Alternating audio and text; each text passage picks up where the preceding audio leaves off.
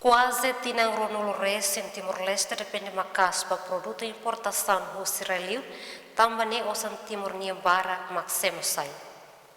Questão ne fosse o representante povo e homofocon Parlamento Nacional, deputado bancada Fratelin, Fabião de Oliveira, vai estar segunda neia Parlamento. Ida mo kita hari kata orçamento bodliu maka saiu baraiu antes de Covid-19. Também ia uluk ia tinasan liu vai kita hari kata quando kita investe $1 ia Timor tem 5 centavos sai baliu, 5 centavos circula ia railara.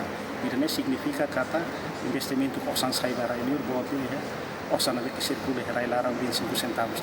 Também maka panuin kata kita tiga ser muda dan reforma sektor balu para haver-se 25 centavos mais sai valeu, 5 centavos mais circula a né para economicamente bem também a população bem goza orçamento e bem lá a circulação economicamente vai continuação bem sai realidade.